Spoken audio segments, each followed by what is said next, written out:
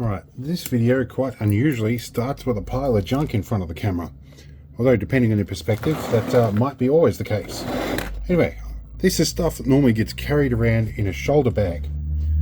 And I will show you the shoulder bag in question because it's relevant to this video. This shoulder bag here has a lot of badges on it.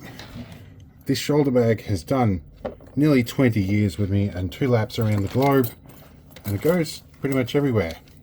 And I've been picking up pins and badges from all over the place, and a couple of vintage ones that are family appropriate.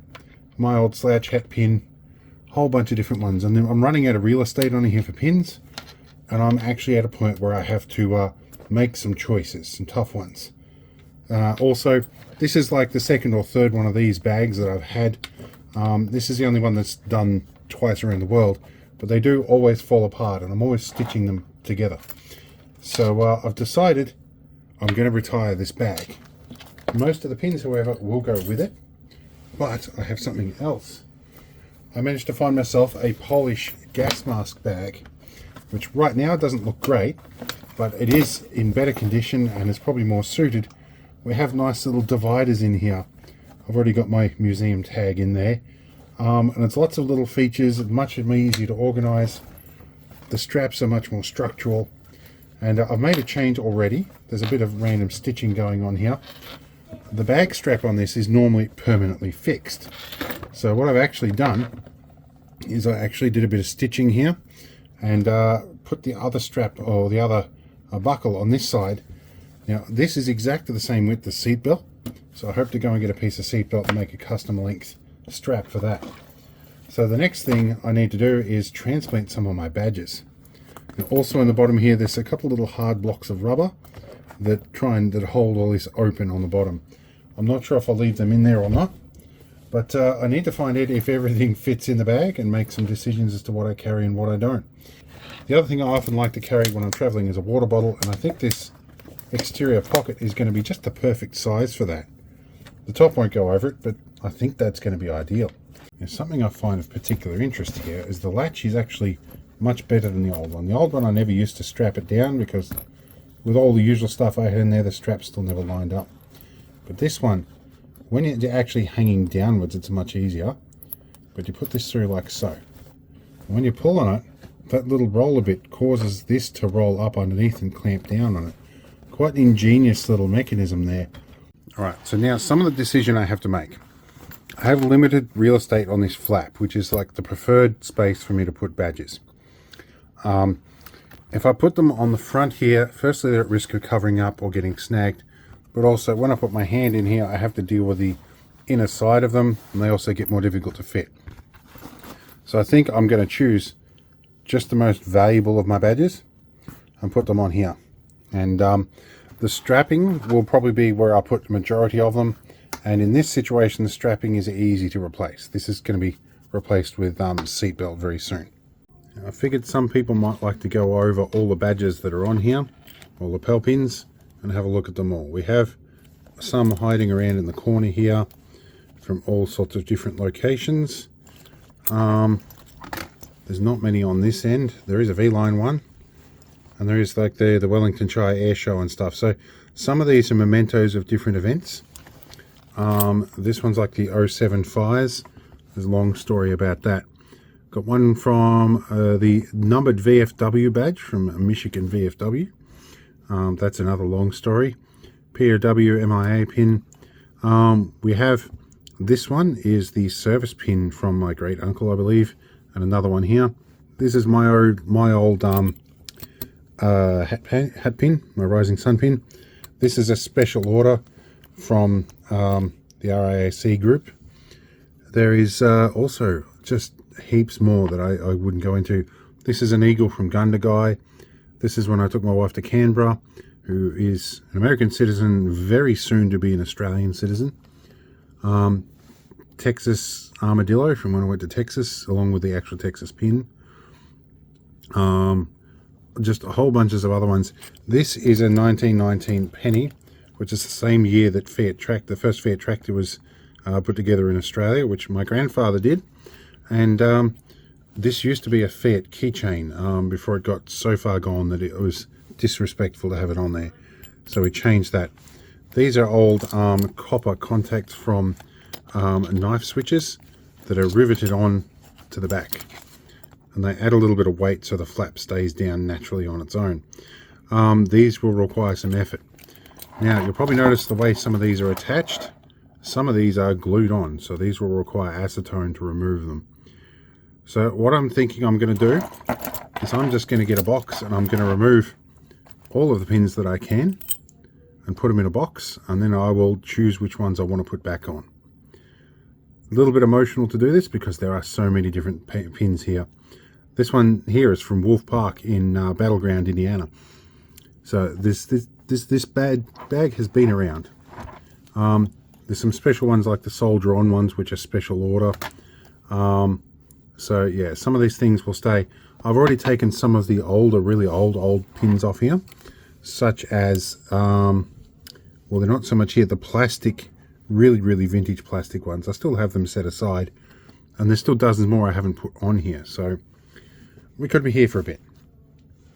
Alright, so this is a bit of an emotional stage. I have not seen this strap free of badges in over 20 years. Although this is about the 4th strap that I've had for this. Now, some years ago, I lost a couple of really valuable pins, and after that I started super gluing them in at the back here and using these little clasp things that always fell off. That was before I knew that these little retainers existed. These are just a little tiny, like, locking ferrule with a tiny grub screw in the side. You can buy them from AliExpress out of China quite cheaply. But I'm down to now just the difficult badges that are challenging to get off. And these are ones I'm probably going to need some acetone in to try and soften the super glue behind it. So as for the acetone, I hope that this doesn't okay, there goes the lid. I hope that this doesn't dissolve the syringe I plan on using for this. We're going to suck up some acetone in this, and we're going to put the lid back on the primary container of acetone, and we're going to just drop a few drops of this on around these places and see if we can soften things up and try and get these out. This could take a while, so I'm going to try a bit of this off camera, but we're just going to go around and just soften these all up a little bit. We'll work on them. This one's had a little bit of time to soften. Let's see if this will actually pop out now. There we go. There's 2 more popped out. Okay, we've got a bit to go yet. Now, this is the other pin that came out. This one also has a serial number on it, and it came out safely. Now, over in here, if I go to my display button here, I have a serviceman's pin from the time I was in service. I've left that in its case. I haven't actually put that on my bag. Maybe it might be the time to do that. We'll find out. Alright, so the time's come to drill some rivets. It's a pretty scary look at the front here. There is literally nothing on the front. The 06 Fires pin didn't come out without a fight. There's a lot of stuff stuck to the back. It does look a little bit sad. We might give that a polish with a silver cloth or something. Let's see how we go. But these 2 things are designed as weights, basically, to hold the front flap of the bag down. And they've got a bit of a signature sound that people have come to associate with my bag. So it used to be the keychain that was on there. But either way, I'm going to try and drill this aluminium rivet out.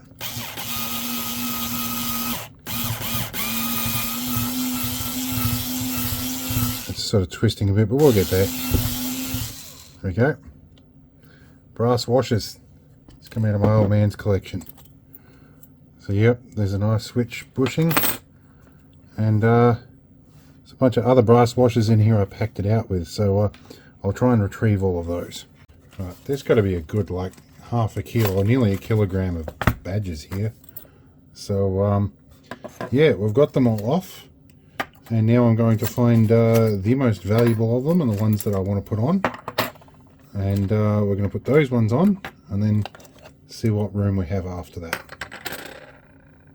Alright, so these can free swivel now, even though the bolt is tight. The backer washers are in there, they're all still brass. Yes, the measurement is a tiny bit off, although that slack doesn't make it look right. But I did measure these out. They are exactly the right distance. It's all good. This bit's a bit folded here. I might have to iron that down. But yeah, when I shut the bag now, it naturally flaps shut, which is what we wanted. It'll do that a lot more as we get into it.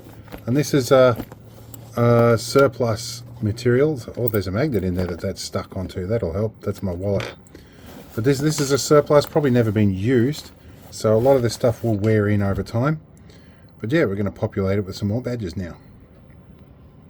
Now we're starting to feel right. This broke off many years ago, but I'm keeping it all the same. So yeah, let's keep putting badges on. Alright, now these two are a little bit tricky because you have to actually make a slight cut to get them in. And I don't want that cut to move away. So this might be the super glue job, but just a very sparing amount just to stop these cuts running away. Now, if you do happen to do something like this yourself, use fresh super glue. And keep in mind it goes exothermic, so don't have it anywhere near your skin. This will happen quicker than you can blink. A little drop there, and just a little drop there. Just at the start and end of each cut. Just to help stop it running away. And this is a polycotton, I think, and it's got a bit of waterproofing on it. So it's not doing what the Indian cotton bags do. Which is where the other one was made, was either India or Bangladesh. I can't remember. So yes, we're just touching the tiniest bit. Less is more. Now it just comes down to decisions. I have to pick the ones that are most memorable, and the rest that I just buy simply to make a donation to the cause. Some of those will need to go back in the container or maybe donated, I don't know. Alright, these are the most valuable, and I'm going to call them the essential ones. They're the maybes, and they're the I can probably live without them. Alright, although the jeans for jeans, I kind of do appreciate that one, but it's kind of had its day, and it's a very inconveniently shaped one, so yeah. But there are some numbers under the back of some of these. I think this one I got from a VFW. I believe they're individually numbered, these ones. They're serial numbered. So it's interesting there. 920-819-4165. So yeah, there's a few here. We're going to just try and distribute them across here and see how they go. Alright, we're making progress. And some people at the moment might question this little badge here, and there's no Australian flag badge. I do need to find an Aussie flag badge. I do have this one that'll probably go on here. This is just simply because I went to America and of the people that I visited there. So I carry it as a memento, not an endorsement. In any case, let's find a spot for this one. Okay, we've got a lot of pins on here now, and sadly, my Gundagai Eagle is probably not going to have a good spot. The way he's made, he just gets snagged on everything, and it's probably going to get broken or damaged at some point. So I'm going to leave that off. Also, not making the cut is my Texas Armadillo. I've already got Texas itself here, and I've got the flag. I could swap one or the other, but I've got to make some choices. So this one might get relegated to the mini museum, which is behind this. And then there are a whole bunch of others down here. Some of these are this year's models, the very nice ones. I'd like to display them, but I think I'll wait until I can get some seatbelt webbing to make the strap. Okay, so half a day later, I went to my local wreckers, who has changed owners. The new owners don't really speak English very well, so when I said, hey, I need a seatbelt, and I said I just need the seatbelt webbing, they thought I needed the whole thing, to the point where I even went and grabbed it and said I need this stuff but not this stuff, and they still proceeded to unbolt everything and make me pay for a whole thing. But anyway, I have some seatbelt webbing nonetheless. This one looks like it's got an explosive pretensioner in here too, which could be a bit of fun.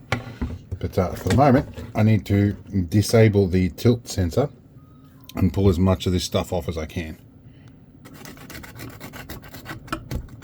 Here we go. There we go. fluff everywhere. Now we're going to clean up after it with a bit of spray and wipe. I don't know what's in that old seatbelt.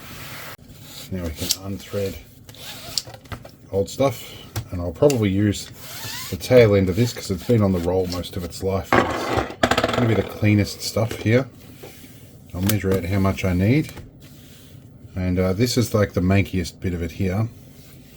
So let's see if I have a rough idea of how much I'm going to need, and then I'll give myself a bit of extra. We hang a bit of this over us. We're going to need roughly that much, which brings us to the manky bit. So we might just chop it off and cut that. We'll cut as much off as we can. There's a stopper here. I can probably remove the stopper, but we're going to cut all the way up here first, and then we might wash the seat belt. Okay, this is the manky bit of the webbing. We can put some spray and wipe on here and run it up and down. This is the bit that would have been handled all the time.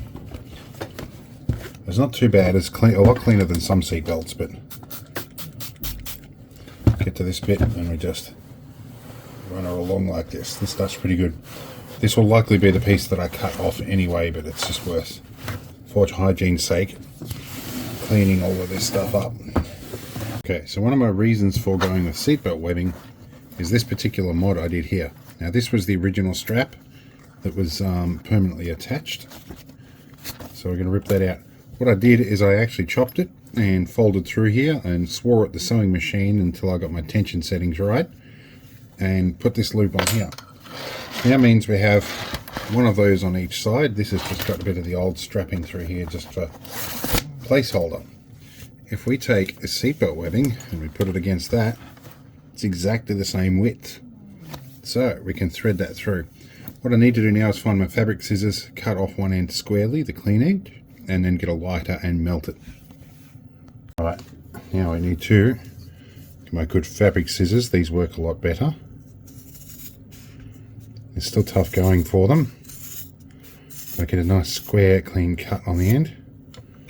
And then we get a little jet torch. Mr. Stoner torch. We heat the end. Don't want it burning, but we want to make sure the end doesn't fray. Right, that is good.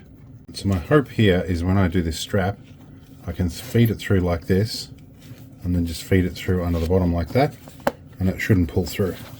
That'd be nice and neat. And I've got a bit of slack. Looks like it was meant to be there. Okay, this is about where we want it to be. So this is with a fair bit of extra. And I can feel from the moisture here, this is definitely where that dirty bit of the strapping was. So this might sizzle a bit when we heat this. Now when you're doing seat belts and trim them like this, it is definitely a matter of time, or a factor of time, before it frays. So if you cut it and heat it immediately after, you're going to get best results. Now we do other side of the strap, and we will go through here, and we will go through here, and that should go nicely. And I have some adjustment in that. Alright, and we have a bag, and it's pretty much right. I've got all the straps on here, everything's sitting good. There will be some more enamel pins to go on the strap. I'm going to do that later. But we'll get outside and we'll see how it goes in the daylight. Alright, it's a little bit windy out here. You might not be able to hear me very well. But we'll see how this bag sits.